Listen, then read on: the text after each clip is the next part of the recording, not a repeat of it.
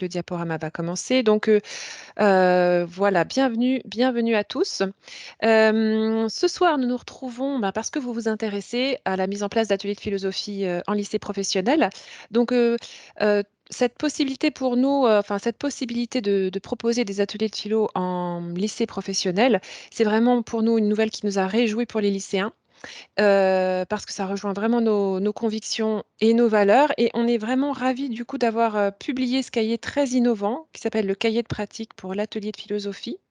Et on a la chance d'avoir avec nous ce soir pour vous parler de cette mise en place des ateliers de philosophie, les deux auteurs de cet ouvrage, ainsi que l'une de leurs éditrices, donc Lila Échard et Nicolas Laurence, que je vais vous laisser vous présenter, et je cède la parole à Egline Bonzon, qui est une des éditrices qui a travaillé sur ce projet. Je vous souhaite à tous une très belle visioconférence. N'hésitez pas à poser vos questions, ça nourrira l'échange de fin de visio. À tout à l'heure.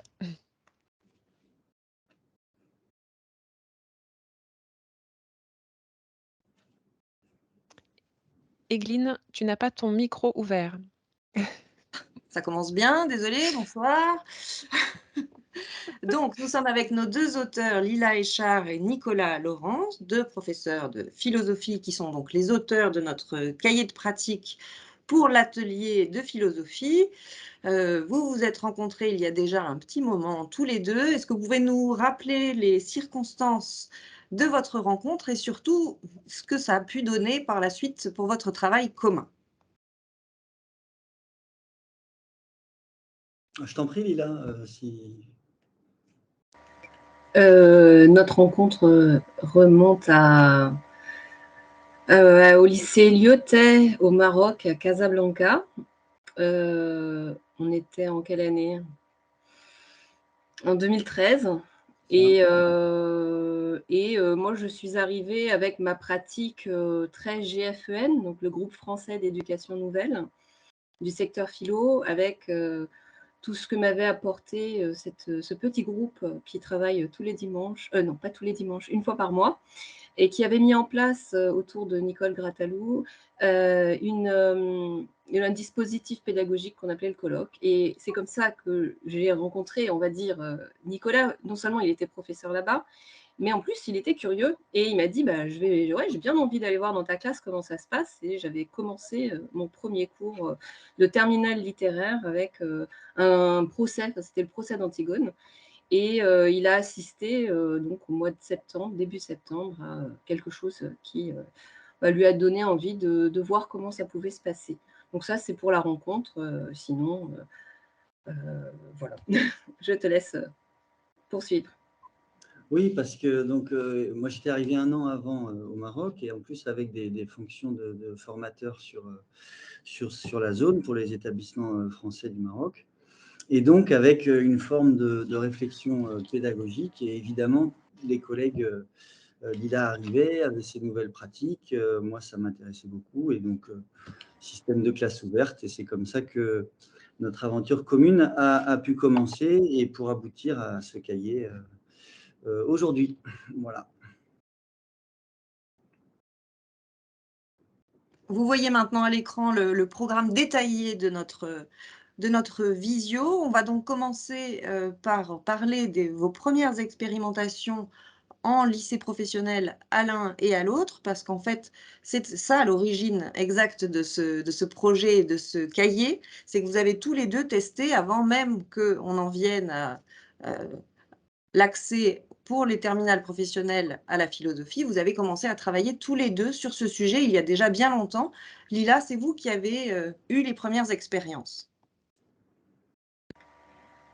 Alors oui, alors la première expérience, elle était, on va dire, j'ai envie de dire informelle. Une collègue du lycée professionnel de Chelles est venue au GFEN pour nous demander si on avait envie de participer à cette expérimentation. Et j'ai du coup animé quelques séances avec des élèves volontaires. Ça a duré 1 année, c'était un petit groupe, c'était agréable, confortable, sympathique, et les élèves s'y sentaient bien, se sentaient intelligents en participant à cet atelier. Maintenant, je n'ai pas amené à porter un cadre précis avec un protocole pour cette expérimentation. Et voilà, du coup, moi, j'étais un petit peu insatisfaite de moi-même. Je n'ai pas l'impression d'avoir apporté, ce que ça m'a apporté, c'est le fait qu'il fallait quelque chose d'un peu plus cadré. Voilà, du coup, Nicolas a connu cette phase d'expérimentation 10 ans après, et c'est de ça dont il peut vous parler, puisque le cadre était plus clairement posé.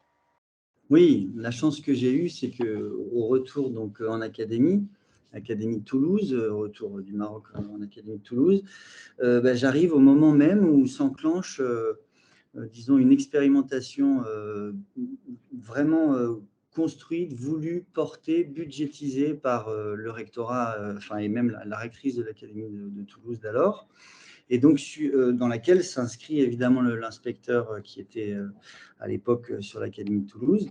Et c'était structuré avec un budget et même voilà, ce cadre très clair qui dit que c'était 30 heures par établissement de lycée professionnel, la possibilité de prendre 2 classes, donc 15 heures minimum par élève, et avec cette idée qu'il fallait prendre la classe tout entière et pas juste les élèves qui avaient envie de le faire. Et évidemment, il y a eu un gros travail d'accompagnement, de formation, de stage, pour essayer de faire en sorte que le maximum de lycées professionnels se lancent dans l'aventure et le maximum de professeurs de philosophie. Ça a duré 3 ans, et à chaque fois avec des réunions régulières, des comptes rendus, des bilans, et un vrai pilotage. En ce sens-là, c'était très structuré, très cadré, et pour le coup, je crois que ça a été, en tout cas sur l'Académie de Toulouse, un des, je dirais, c'est ce qui a contribué à ce que l'ouverture de cet enseignement se fasse de manière institutionnelle, hein, je pense, même s'il y avait d'autres académies qui l'avaient fait avant d'ailleurs, et sous d'autres formes. Voilà, donc je rappelle que ce cahier, nous l'avons proposé parce que au printemps dernier, donc le ministre a annoncé qu'il y aurait en septembre 2021 la possibilité en lycée professionnel d'avoir 26 heures pour développer des ateliers de philosophie. Et donc, nous, chez Hachette, nous avons cherché à proposer quelque chose, un outil pour les professeurs qui seraient intéressés de participer à ces ateliers. Et donc, nous avons cherché des auteurs et nous avons rencontré Lila et Nicolas. Et donc, ils vont désormais maintenant nous expliquer comment cette pratique et cette expérience qu'ils ont eue en lycée professionnel préalable autour du colloque leur a permis en fait de nouer un nouveau processus. Et donc, en mettant au point un système avec les couleurs. Donc, Lila, Nicolas, à vous. Ça commence par le colloque, oui, c'est ça. Hein. Oui, la diapo suivante, c'est… OK. Donc, pour le colloque des philosophes, en fait, l'origine, je l'ai dit, c'est le groupe français d'éducation nouvelle, le secteur philo. Le principe du GFEN, enfin, le principe, ce qui anime le GFEN, c'est de mettre l'élève au centre de ses apprentissages et qu'il soit acteur de son savoir et de l'acquisition de son savoir. Et c'est dans ce cadre-là, avec cette réflexion qui préexistait du GFEN, qui est au départ un courant pédagogique qui vient des enseignants du primaire, de proposer un dispositif qui amène les élèves directement en contact avec les philosophes eux-mêmes dans les textes et directement à être aux prises avec une question qu'ils vont traiter en incarnant le philosophe qu'ils auront travaillé. Alors, il y a un système de groupe, ils travaillent par groupe, chaque groupe travaille un philosophe, et la question, une fois qu'elle est proposée, l'élève prend la parole au nom de son philosophe.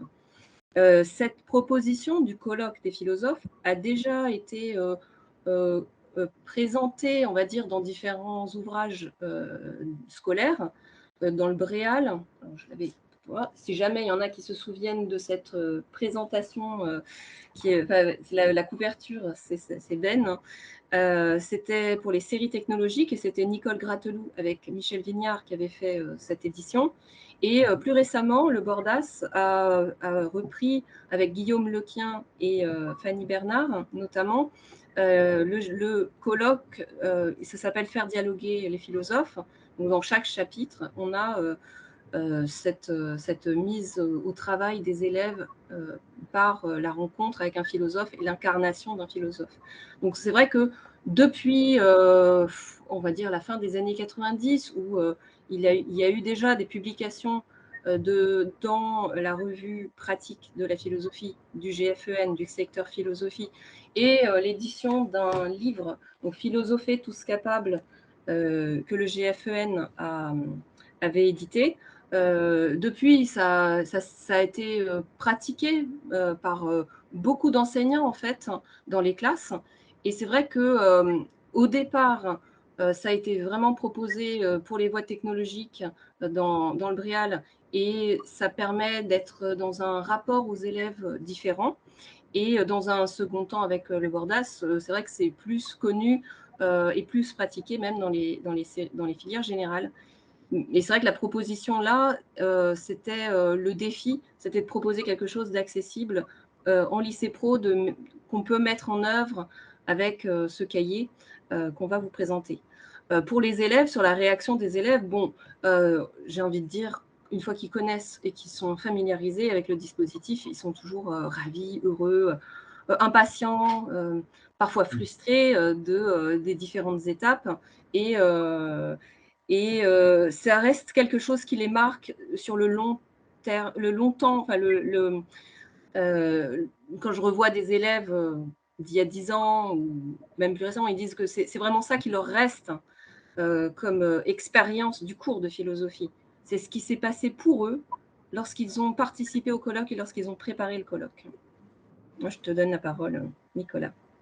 Oui, tout à fait. Ben, moi, j'étais dans cette dynamique de trouver une alternative un peu au cours classique où, disons, l'écoute de l'élève, enfin, il est concentré sur la parole du professeur. Et là, c'est clair que le dispositif du colloque inverse complètement la chose, donne la parole aux élèves, et que le savoir des élèves se construit, disons, par l'action, dans l'action. Hein. Et ça, c'est toujours ce qui ça m'a vraiment frappé. Depuis, c'est Lila qui m'a mis le pied à l'étrier. Hein. C'est vrai que moi, aujourd'hui, c'est une pratique quotidienne, en fait, avec les élèves. C'est l'essentiel de mon cours, même en série générale. Voilà, c'est aussi ça qui est intéressant, c'est la circulation et l'intérêt. Et c'était d'ailleurs pour ça que beaucoup de collègues s'étaient engagés dans l'expérimentation. L'intérêt que représente le fait d'aller enseigner la philosophie à des élèves qui n'ont pas forcément les mêmes codes et les mêmes attentes que les élèves qu'on a en série générale, mais en fait, ça reste absolument de la philosophie, et c'est très intéressant de voir comment ça peut régénérer nos pratiques et revitaliser notre enseignement. Et voilà, donc c'est vrai que le dispositif du colloque s'est avéré particulièrement pertinent en lycée professionnel.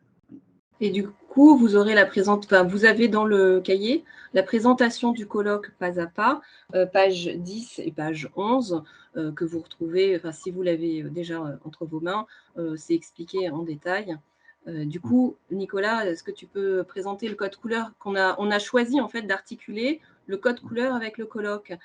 C'est venu pour moi d'une frustration, de l'incompréhension, à l'égard du fait que je passais du temps à expliquer les gestes philosophiques aux élèves, et leur incompréhension, leur difficulté. J'en suis venue en lisant les textes, à utiliser un code couleur qui n'était pas du tout le même que celui de Nicolas. Mais Nicolas, pendant ce temps, avait élaboré une proposition qui est tout à fait cohérente et aboutie, et qui était né de son travail avec les ateliers de philosophie avec les enfants. Voilà, donc tout ça, comme moi j'avais la chance d'être dans ces logiques un peu de formation, de travail avec les collègues dans des contextes différents. C'est vrai que j'étais sur les apprentissages philosophiques et la manière de les expliciter le plus facilement possible. Et là, c'était le plus clairement possible. Et c'était à l'occasion, voilà, d'un stage réunissant des collègues du premier degré qui voulaient faire des ateliers de philosophie avec les élèves du premier degré, que cette idée des couleurs m'est apparue. C'est-à-dire que si on pouvait, de manière très simple, identifier des gestes ou des démarches philosophiques clés à partir d'un petit code couleur qui soit bien pensé, bien construit d'un point de vue didactique, eh bien on aurait là oui, un outil assez performant pour que les collègues puissent se repérer quand est-ce que leurs élèves font ou ne font pas de la philosophie, en font bien ou pas. C'est-à-dire que la couleur pourrait avoir une plus grande intensité selon que la démarche ou le geste intellectuel auquel elle correspond est maîtrisé. Alors voilà, c'est clair qu'il a fallu, ça a mis du temps, tout ça, ça a un petit peu tâtonné, mais assez vite, il y a des grands invariants quand même dans la pratique de la philosophie, des choses qui ressortent. Bon, ça, nous, on le sait, mais c'est vrai que les flécher et les identifier avec des couleurs, ça permet de simplifier énormément les choses, ou plutôt de rendre les choses accessibles et relativement simples. Parce que clairement, quand vous avez en face de vous des collègues qui sont non philosophes, voilà, la philosophie, elle est un lieu aussi disons, de déformation dans les représentations des uns et des autres, comme si c'était absolument impossible, inaccessible, qu'il fallait connaître les philosophes, mais surtout, il faut connaître les démarches. Voilà. Alors, l'idée, c'était d'identifier quelques démarches clés et d'être aussi exhaustif que possible d'ailleurs, mais en même temps avec des périmètres des contours bien définis. Alors, rapidement, il n'y a pas de philosophie sans questionnement, donc la problématisation, le rouge, parce que quand c'est rouge, on s'arrête et on a un problème, il y a quelque chose qui coince, il y a une inflammation, de l'embarras. Donc, ça ne passe pas. Donc, la problématisation, tout ce qui relève du questionnement, on le flèche en rouge. Alors, dans le cahier, c'est là où c'est intéressant, on verra, il y a des ailes avec un détail, des enclencheurs, même de phrases qu'on peut retrouver dans les textes de philosophes ou dans la bouche des élèves, qui correspondent à ces opérations-là. Alors, la problématisation, mais pas seulement. Le philosophe s'interroge, oui, mais il fait des propositions, il formule des idées. Et ça, c'est le jaune, c'est tout ce qui relève de la formulation, donc on a appelé ça éclairé, on pourrait appeler ça formulé aussi, c'est-à-dire énoncer, expliciter les idées qui sont précieuses, qui sont éclairantes. Donc tout ce qui relève de la lumière d'une idée intéressante. Voilà, c'est précieux, ça m'éclaire, c'est lumineux. Donc le philosophe formule des idées qui sont autant d'hypothèses. Mais ces idées, il ne s'en contente pas. Il ne se contente pas de les énoncer, de les formuler, il les justifie. Et là, on passe au vert, c'est-à-dire à ce qui permet de passer en fait un argument, tout le travail rationnel d'argumentation du propos, finalement valide le propos du philosophe, lui permet, l'autorise à avancer.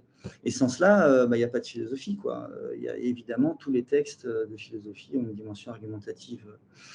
Et il y a ce dernier aussi volet, donc la question du travail sur les mots et sur les concepts, c'est-à-dire cet aller-retour constant entre l'expérience, la réalité du monde et les idées. Voilà. Et ça, c'est la conceptualisation. Donc, on arrive assez simplement à problématiser, argumenter, formuler ou éclairer et conceptualiser. Voilà, donc on a un code couleur et l'idée, ça a été d'appliquer ce code couleur d'une manière assez systématique, en fait, pour que les élèves aient des repères très précis sur ce qu'ils sont en train de faire, sur ce que le philosophe est en train de faire, sur ce qu'il entend, en fait. Et on peut même s'aventurer à faire un petit jeu en parlant aux élèves, en leur faisant cours et en leur demandant de montrer un stylo de la couleur qu'on est en train de mettre en œuvre. Rien que ça est un exercice philosophique extrêmement riche. Voilà. Donc, on a essayé de croiser le colloque, donc la mise en activité des élèves autour des textes, avec ce repérage et ce code couleur dans ce cahier. Et de toute façon, bon, c'est une idée qu'on avait eue depuis longtemps avec Lila, mais il a fallu les occasions, les expérimentations, et puis ce désir commun de produire un cahier pour les élèves, pour que ça aille un peu au bout. Et là, c'est vrai que on a été aussi loin que possible au jour où on en est aujourd'hui, pour vous proposer ça. Donc, on va vous proposer maintenant justement de découvrir l'exemple d'un chapitre du cahier de pratique. Donc là, c'est le chapitre consacré au travail et on arrive donc dans un chapitre avec une image qui va servir de base à l'interaction entre les élèves, entre eux et avec le professeur, et qui permet de définir le cadre de ce qui va être le colloque et surtout l'atelier. Donc, je vous laisse, Lila ou Nicolas, nous expliquer comment justement cette entrée avec une image permet d'ancrer dans le sensible l'expérience de ce qui va se poursuivre. Oui, tout à fait. Alors, c'est vrai que ça aussi, ça fait partie de nos expériences, de la chose.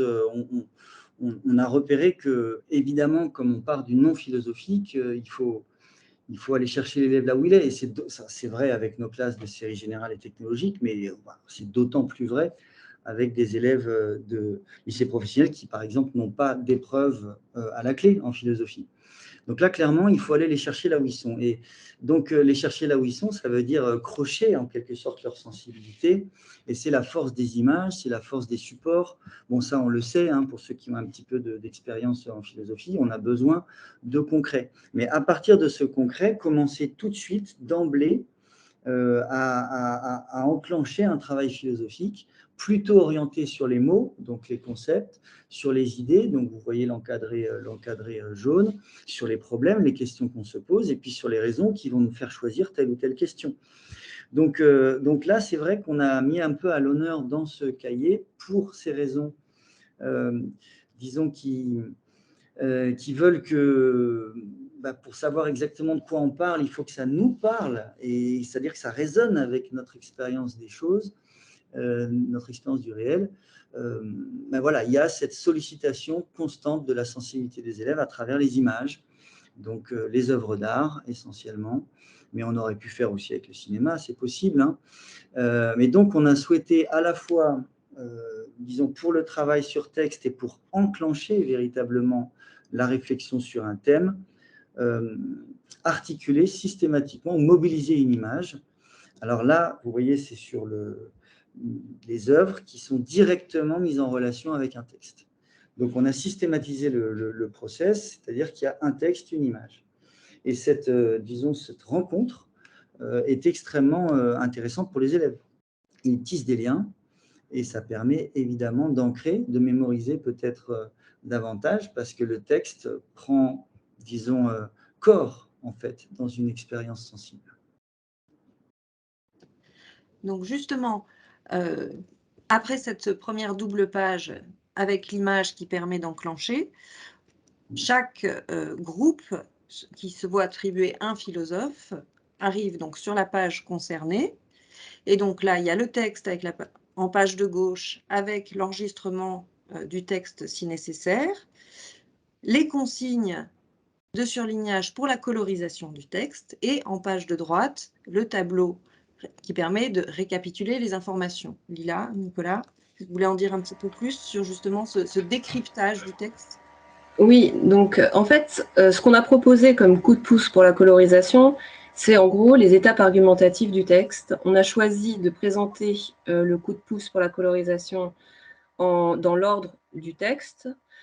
Donc l'élève, quand il s'attelle à la tâche avec ses 3 camarades en groupe, il lit la présentation de celui qu'il va incarner ou de celle qu'il va incarner, ici Simone Weil, et lisant le texte, qu'il peut trouver très difficile, il a une aide avec la reformulation de ce que fait l'auteur dans ce texte. Donc ça lui permet un petit peu de s'approprier la pensée de l'auteur par la formulation par nous de ce que l'auteur cherche à faire, ou la manière dont se déploie son idée. Et ces coups de pouce pour la colorisation, ce qu'on a présenté dans le livret du professeur qui accompagnera le manuel, enfin le cahier, on vous présente des alternatives. On aurait pu proposer d'autres choses. C'est pour ça que c'est important aussi le triangle de l'articulation des couleurs, parce que c'est pas figé dans le marbre. On ne peut pas dire que le début n'est que rouge, la suite c'est que vert. Enfin, on a fait des choix, mais des choix qui peuvent amener l'élève à mieux comprendre le texte et qui sont des choix éclairants. L'objectif, c'est qu'une fois le texte surligné, il voit clairement où est la thèse, il voit clairement où est l'argument, il voit clairement où est l'exemple ou la définition, et il voit clairement où ça coince, où c'est rouge, où il y a un problème. Là, par exemple, donc c'était le texte de Marx. On a au début une analyse conceptuelle, une distinction qui travaille, on a une phase argumentative, et du coup, moi, c'est vrai que quand, par exemple, j'éteins le vidéoprojecteur après avoir colorisé un texte, on peut reparler juste de ces étapes qui sont des étapes du raisonnement qui permettent aussi aux élèves de s'approprier une manière de faire pour raisonner. C'est-à-dire qu'au-delà des idées qui sont défendues par l'auteur, il y a aussi une manière de construire sa propre réflexion. Et ensuite s'ensuit la thèse de l'auteur, là on voit du jaune, et après le rouge, il reste une difficulté, un problème, un paradoxe que l'auteur n'a pas réussi à surmonter. Donc ça, c'est une reformulation que je peux faire comme ça quand je revois les couleurs. Et l'élève, lui, il a cette aide avec le coup de pouce sur la colorisation, il a les pages, les rabats qui sont dépliés avec des reformulations pour mieux comprendre ou pour aborder autrement ce code couleur. Et sur la page de droite, il est là avec son crayon à papier à essayer de formuler la distinction. Donc, on est sur les cases bleues en haut. D'abord, la distinction. Alors, d'abord, je dis d'abord parce que c'est l'ordre, mais on n'est pas du tout dans la nécessité de suivre un ordre. Moi, j'ai des élèves qui commencent par le rouge, d'autres qui commencent par le bleu, d'autres qui commencent par la thèse. Ils font dans l'ordre qui leur est le plus facile. Ils découvrent, ils comprennent. Et ce qu'ils comprennent, ils le notent. Donc, en tout cas, les 3 cases bleues en haut, la distinction essentielle du texte, ici liberté, nécessité, on va dire. Ensuite, la définition du concept clé. Le concept clé est donné à définir et l'élève essaye de définir ce concept clé avec ses propres mots. Ensuite, un exemple qui permet d'illustrer ce concept. Et on passe au jaune, la thèse, quelle est l'idée défendue.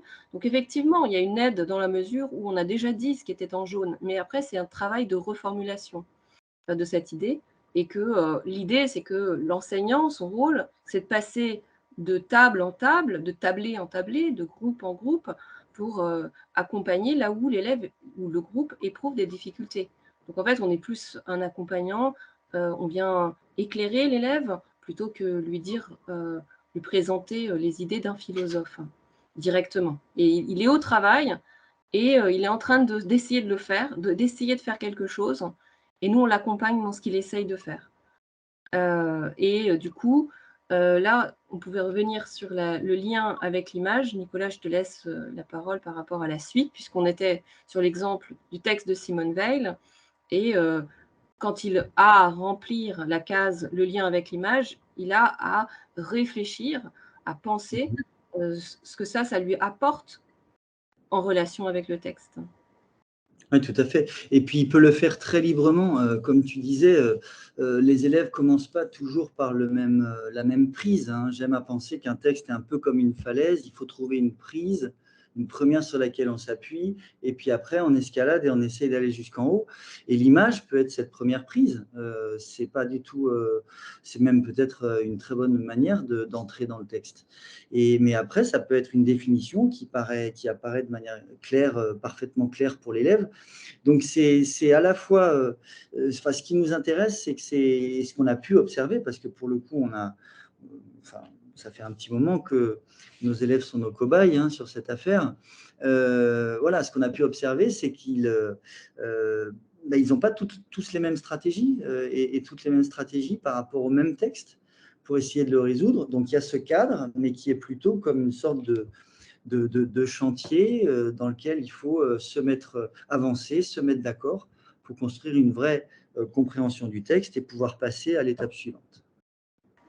Et à propos de chantier, du coup, par rapport à l'image, juste, en fait, on a essayé de choisir des images, alors qui étaient vraiment des œuvres d'art, mais qui n'étaient pas des illustrations, des thèses, et du coup, dont la mise en écho avec le texte permet de comprendre quelque chose. Là, par exemple, le texte de Simone Weil explique que l'ouvrier, celui qui travaille à l'usine, va disparaître en tant qu'individu au profit de l'usine qui est celui qui est l'entité qui va être l'auteur de la chose fabriquée. Et on voit effectivement avec cette image la disparition de l'individu, de l'individualité au profit de l'entreprise, de la chaîne qui va faire sortir un produit de l'usine, mais dont l'ouvrier n'est pas l'auteur. Voilà, c'était juste pour revenir sur cette image.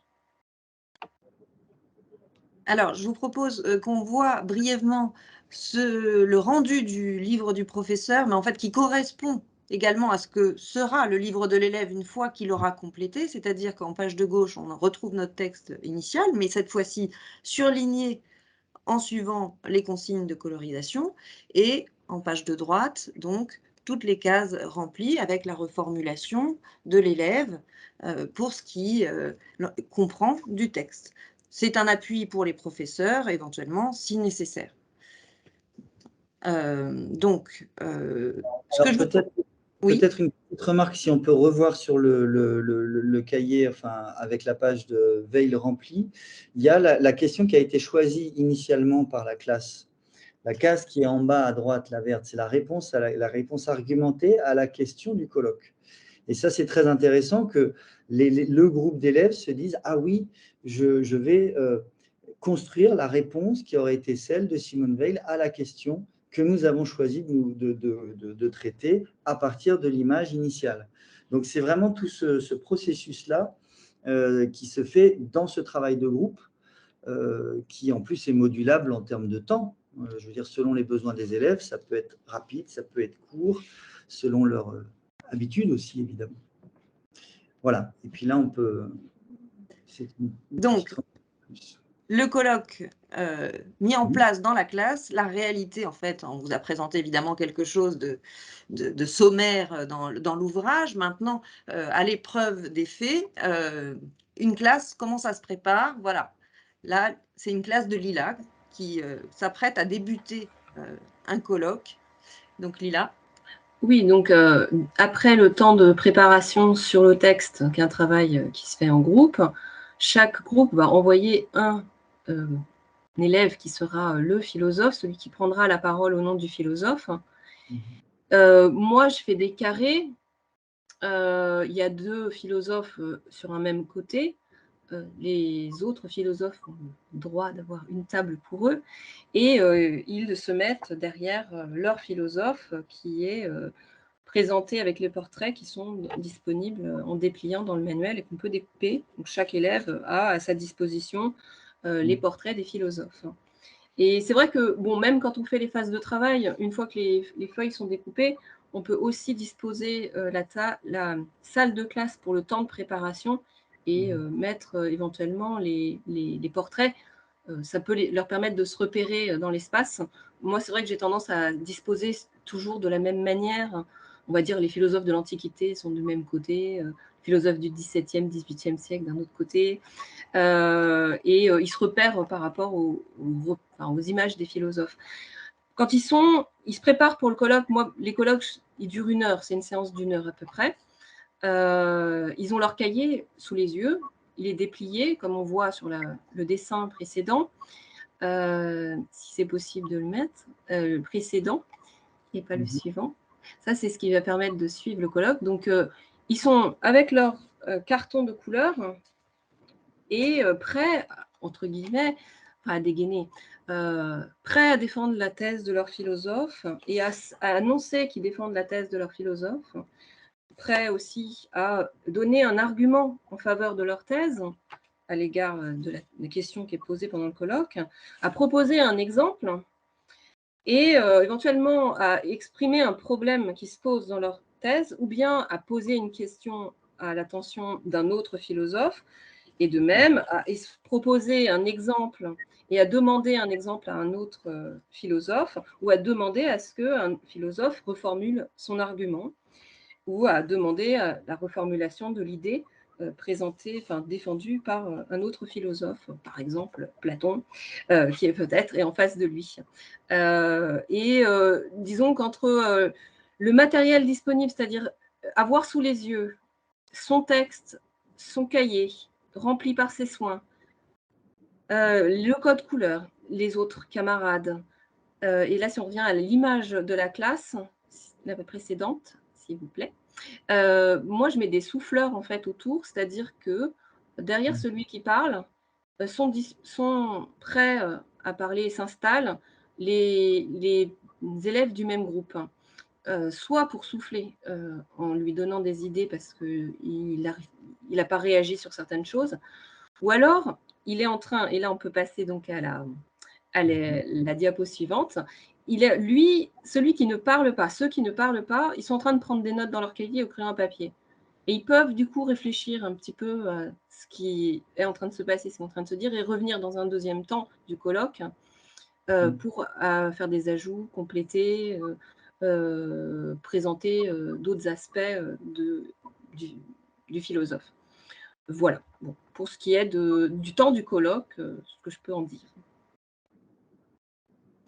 Et une fois que le colloque est terminé, oui, Egli. Voilà. Le colloque se conclut. Donc, les élèves en groupe ont exprimé l'avis de leur philosophe. Chacun a pu développer ses arguments en faveur ou pour contrer celui d'en face. C'était un temps collectif et maintenant, après le colloque, en fait, chacun revient à sa perception individuelle et donc cette dernière page après le colloque est dédiée à la réflexion que l'élève a pu mener et lui permet d'exprimer, encore une fois en reprenant le code couleur indicatif, sur à la fois ce qu'il a ressenti, mais aussi sur ce qu'il a compris et ce qui lui est proche, et ce qui au contraire le choque. Et donc il peut élaborer sa pensée en répondant à la question initiale, fort de tous les arguments qu'il a pu entendre et qu'il a pu retenir grâce aux pages précédentes dans lesquelles il a pu noter au fur et à mesure les arguments des uns et des autres. Donc, pour conclure, si vous voulez bien, sur la page suivante, voilà, donc là, non, celle d'avant, voilà.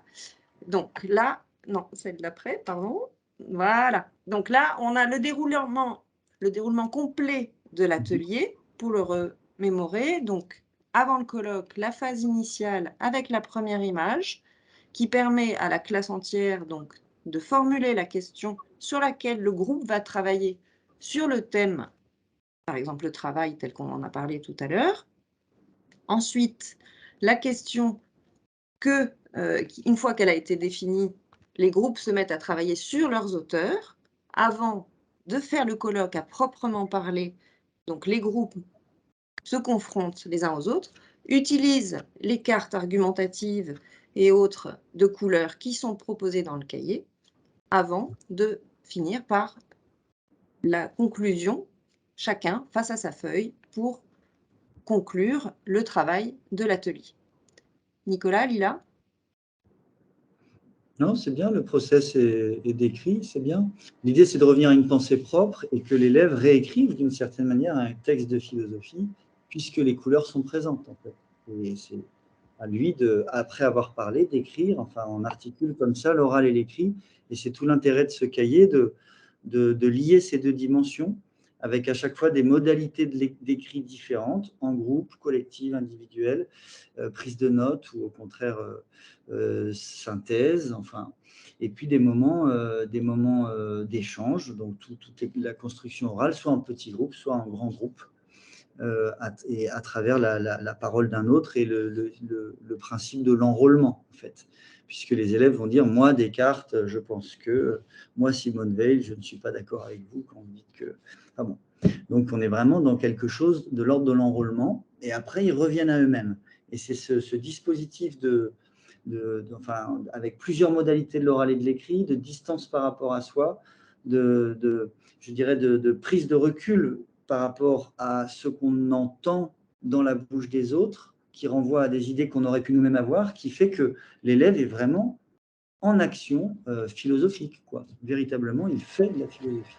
Avec cette dimension de coopération quand le travail se fait en collectif. Du coup, il n'y a qu'une phase individuelle où l'élève est invité à mettre des mots sur sa propre pensée, et tous les autres moments sont des moments qui mettent les élèves les uns avec les autres et avec le professeur dans un autre rapport que celui qu'on a habituellement. Tout à fait. Dans l'ouvrage, vous retrouverez en introduction la présentation du colloque, les différentes phases explicitées, ce qui permet aussi bien au professeur qu'à l'élève de s'approprier vraiment le fonctionnement de l'atelier. Et en annexe, on a proposé également quelques pages en soutien, c'est-à-dire qu'on a du lexique, mais présenté de façon organisée, c'est-à-dire à la fois les opérations intellectuelles, encore une fois, qui sont séparées, donc le rouge, le vert, le jaune, le bleu, pour que les termes qui se rapportent à ces opérations intellectuelles soient précisément décrits au cas où les élèves auraient des doutes, et on essaye aussi de différencier ce qui pourrait prêter à confusion. Ça, c'est dans la première partie du lexique. Ensuite, on a évidemment un lexique des termes philosophiques basiques pour s'approprier des notions qui peuvent parfois poser problème.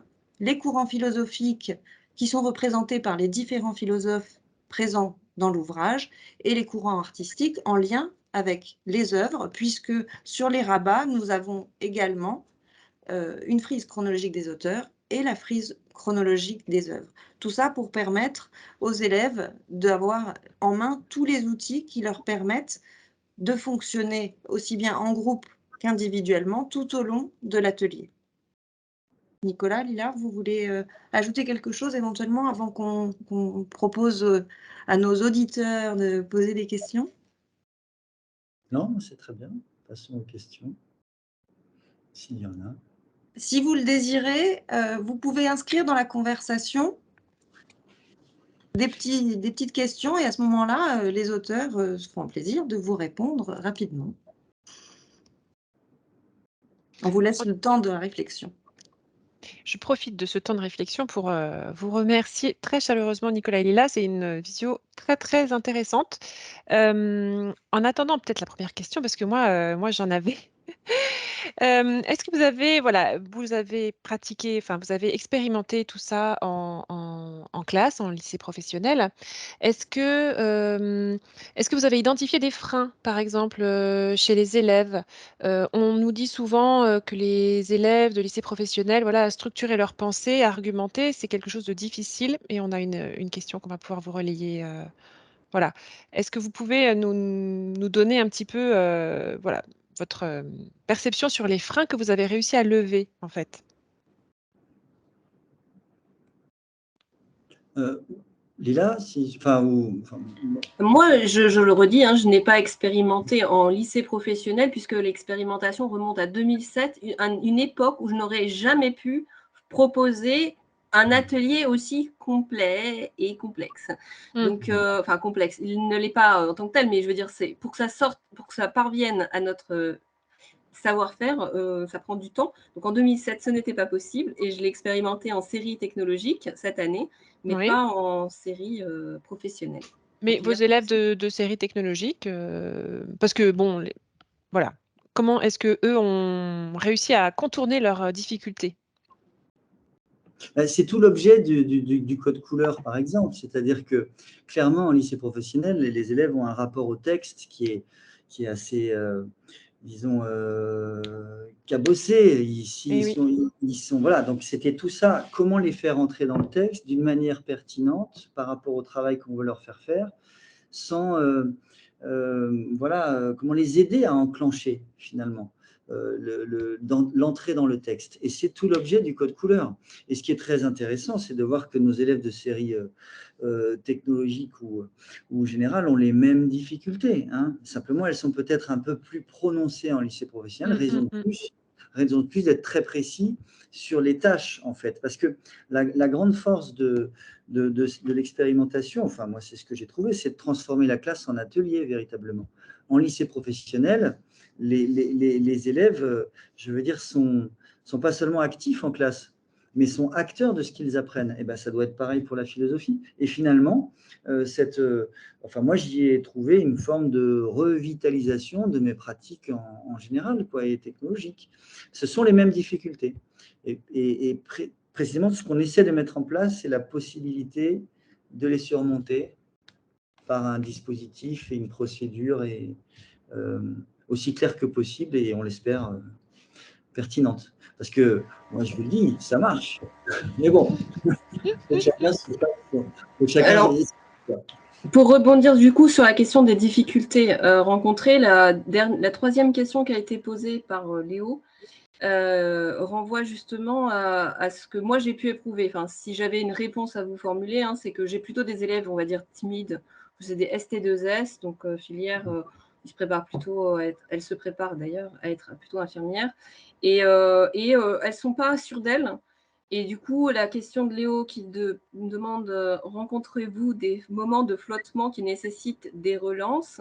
Et si oui, comment procédez-vous? Alors, si je comprends bien la question, j'imagine que les moments de flottement, c'est des moments dans le colloque, sachant que c'est un c'est un temps qui suit un temps de préparation.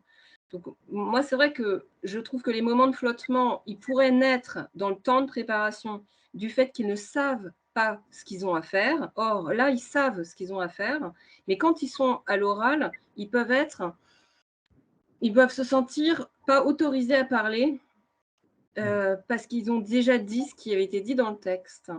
Alors, comment on procède? Moi, personnellement, je ramène ça sur le terrain du vécu, enfin, ou de la vie quotidienne. Je les amène à parler de quelque chose. Ils n'ont pas pensé à parler de ça dans la vie. Un exemple concret de situation où on voit que la question se pose pour qu'ils reviennent à l'idée qu'ils ont à défendre et aux arguments de leur texte, aux distinctions, par exemple. Donc ça, c'est pour la question de Léo. Il y a 2 autres questions avant. Oui, il y a une question. Je ne sais pas si… Oui, alors la première question, peut-être vous les prenez dans l'ordre, les 4 temps de l'atelier? Oui, c'est parce que ça correspondait à la question de Bénédicte. Oui, tout à fait. Donc les la 4 question temps, de non, monsieur Estève était de savoir si, ou madame, les 4 temps de l'atelier se déroulent-ils en classe ou une partie à la maison? Bah ça, ça dépend du temps dont on dispose. Bon, je te laisse parler. Oui, non, mais c'est que c'est pensé pour être en classe, parce que l'activité sur le texte, par exemple, c'est un groupe, et c'est intéressant, la coopération, en fait. Il se passe beaucoup de choses, on pense souvent mieux à plusieurs que tout seul, quoi. Et là, les élèves, en plus, avec leur père, il y a plein de choses qui se passent en termes d'apprentissage. C'est pensé, en tout cas, comme des activités, disons, en classe, pour les 4 temps. Mais rien n'empêche que l'élève s'en empare, on va dire, ou que le professeur décide que la synthèse puisse être faite plus tranquillement à la maison s'il n'a pas eu le temps. En fait, c'est assez modulable. La discussion, Lila fait des formats d'1 heure, mais on peut faire une discussion plus longue, par exemple. Donc, la temporalité même de chacune des étapes et même leur lieu. Alors, il y en a qui sont quand même pensés pour être en classe, directement en classe, comme je le disais, mais on peut imaginer que on peut adapter les choses différemment selon ce qui nous semble pertinent. On est assez libre. Oui, la question, c'est de savoir qu'est-ce qui nécessite le groupe. En fait, quand ils sont ensemble, à essayer de réfléchir ensemble à ce qu'ils vont remplir dans la case, ils se sentent plus forts que quand ils sont seuls face à la case ou face au texte. Et du coup, il y a vraiment cette dynamique d'atelier où ils se donnent leurs tuyaux les uns les autres. Qu'est-ce qu'ils ont compris? Comment ils vont pouvoir remplir ensemble la tâche, enfin, remplir la case, remplir la tâche. Du coup, c'est ce qui privilégie le travail en classe. Mais effectivement, rien n'interdit qu'on puisse se dire que l'élève peut soit reprendre après seul, soit, et le cahier est un support, soit préparer. Moi, je sais qu'avec les ST2S cette année, une fois que c'était très clairement établi le tableau, je leur demandais de le préparer au crayon à papier avant, c'est-à-dire que la colorisation du texte, elle pouvait être pensée, faite avant de venir, et ils mettaient en commun leur colorisation, éventuellement les cases qu'ils avaient préparées, sachant qu'ils doivent travailler au crayon papier. Avec peut-être une précision toujours sur cette question de la temporalité, c'est vraiment important parce qu'en lycée professionnel, il y a des contraintes qu'il n'y a pas en lycée technologique et général. Les élèves vont souvent en stage. Et donc, il faut bien penser le séquençage, en fait, des activités philosophiques pour pas que les élèves perdent le fil. Donc, s'il y avait quelque chose qui était vraiment important à prendre en compte, c'était de faire un choix, de planifier en quelque sorte en amont là, je vais faire 2 heures là-dessus, je vais faire 1 heure là-dessus, pour surtout pas qu'il y ait une interruption d'1 mois et demi qui rendrait le colloque, disons, non, enfin, ou qui empêcherait d'aller au bout du processus. Mais même avec les autres séries, c'est vrai que s'il y a une interruption d'1 semaine ou de 2 semaines, entre deux, enfin, ça doit se penser, ça doit pouvoir être fait dans le même temps, dans une succession de semaines. Pour la question suivante, quelles notions sont proposées à l'étude en terminale professionnelle? Alors, il n'y a pas de programme défini. Nous avons proposé pour ces ateliers 4 thèmes, la vérité, la justice, la question de l'obéissance à la loi et le travail, et la 4e, la question de la nature humaine et de ce qui est naturel en nous. Ça aurait pu être d'autres thèmes. On avait différentes raisons de proposer ces 4 notions.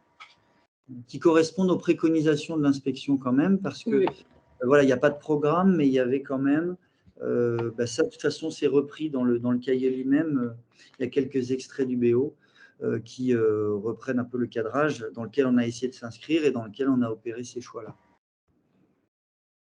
Alors, pour la question suivante d'Emmanuel, ces ateliers se sont déroulés ou vont se dérouler en terminale professionnelle? Si oui, d'autres niveaux sont-ils prévus?